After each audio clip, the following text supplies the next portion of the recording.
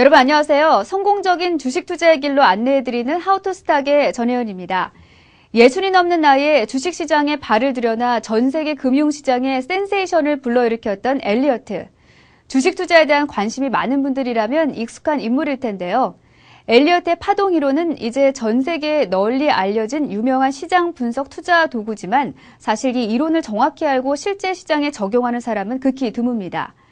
여러분들의 주식 투자에 대한 지적 수준을 한층 높여드리는 하우투스탁. 오늘은 엘리어트 파동 이론에 대한 소식이 준비되어 있습니다.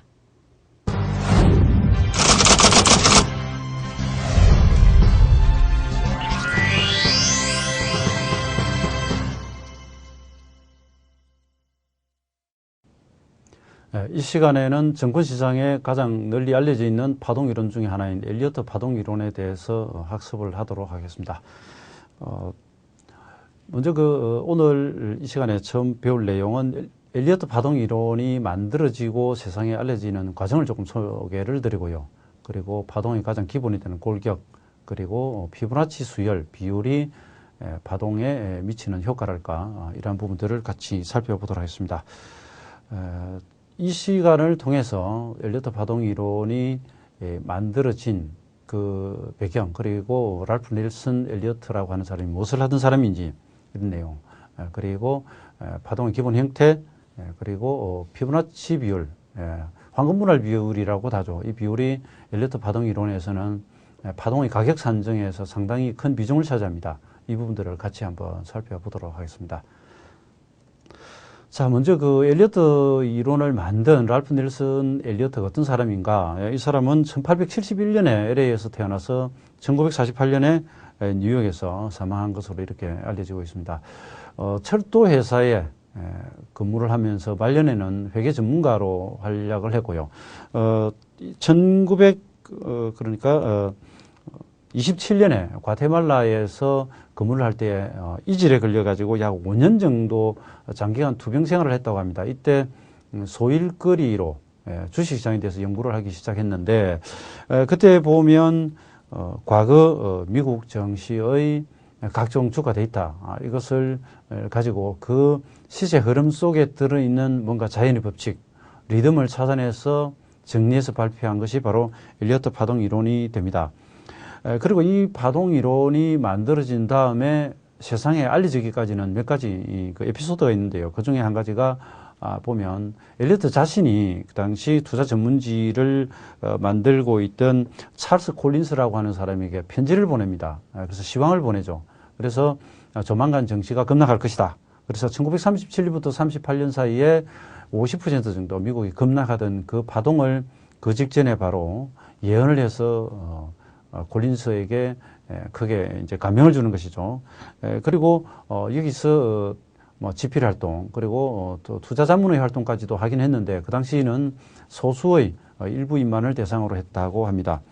그리고 바로 엘리어트가 쓴 책은 자연의 법칙, 그리고 파동 이론, 이 두 권으로 이루어져 있습니다.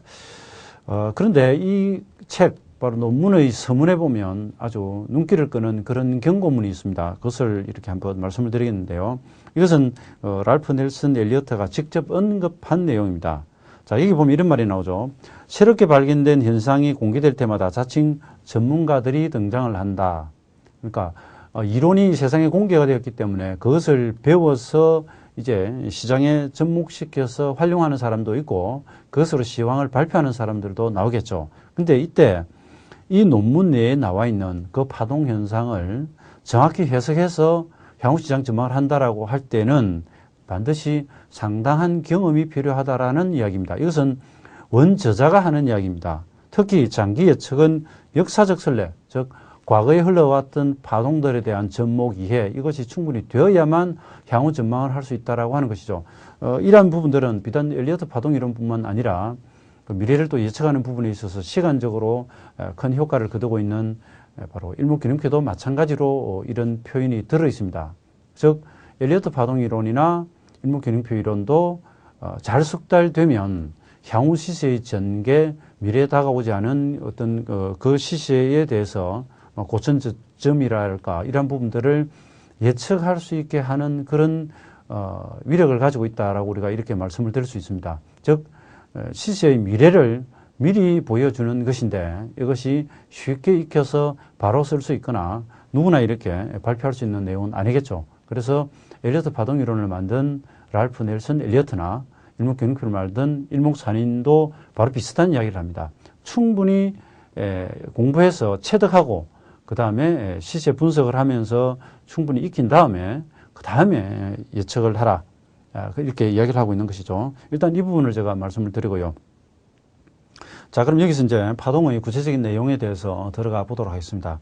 일단 그 엘리어트의 표현, 설명에 따르면 상승 시세는 5개의 파동, 그리고 하락 시세는 3개의 파동으로 해서 상승과 하락의 한 사이클이 구성이 되고 그 중에서 상승의 1번, 3번, 5번 홀수 파동을 충격 파동이라고 하고 하락 추세에서 A와 C 파동을 충격 파동이라고 합니다. 그리고 상승 추세에서 짝수 2번과 4번을 조정 내지는 교정 파동이라고 하락 추세에서 B파 반등도 마찬가지로 조정 파동이라고 합니다. 자, 이것을 그림으로 보면요. 자, 그림에서 보시면 상승에 5파동이 지금 나와 있고요. 하락 추세에서 3개의 파동이 나와 있습니다.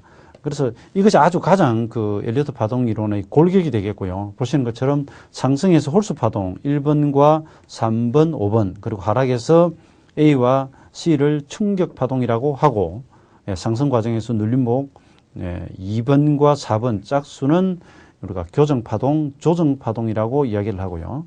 그리고 반등하는 하락 과정에서 반등하는 바로 B 파동도 교정 파동이라고 이렇게 표현을 합니다. 그 다음에 파동을 세분한다라는 이야기인데 여기서 세분한다는 이야기는 앞서 보신 그림에서 파동이 이렇게 1, 2, 3, 4, 5번이 있으면 그 1번 안에서도 또 잘게 이렇게 나누어진다라고 하는 이야기입니다. 그래서 5개의 파동을 또 상승과 하락에 대해서 계속해서 이렇게 세분을 시켜 나가보면 그것이 그 한 단계 아래 21개의 파동으로 나눠지고 이것을 또 세분하면 89개, 또 나누면은 144개 이렇게 자꾸 나눠집니다. 그 엘리어트가 쓴 책에서 보면 가장 큰 파동이 그랜드 슈퍼 사이클이고요. 그 아래 슈퍼 사이클 이런 식으로 굉장히 세분화되어 있는데 미국 정시 기준으로 그랜드 슈퍼 사이클은 1857년부터 약 70년간 진행된 파동을 제1파동으로 보고 있을 정도입니다. 이렇게 엄청나게 큰 파동으로부터 계속 세부적으로 들어간다고 하는 것이죠. 그래서 이것을 그 그림으로 보시면 제가 좀 전에 그렸던 그림처럼 이렇게 기본 골격이 이렇게 5파가 있으면 그리고 ABC 하락이 있으면 그 속에서 다시 상승은 5번, 5번 그리고 하락은 3번 또 5번과 3번 이렇게 나누어지고요. 자, 아까 설명할 때 1번, 3번, 5번과 A와 C는 충격 파동이라고 했습니다. 그래서 충격 파동은 그림에서 보면 전부 다시 5개의 소파동으로 나눠집니다. A 파동도 5개로 나눠지고요. C도 5개로 나눠지고요. 그 다음에 상승 과정에서 2번, 4번은 짝수 파동은 조정 파동, 교정 파동이라고 했죠. 이것은 3개의 파동.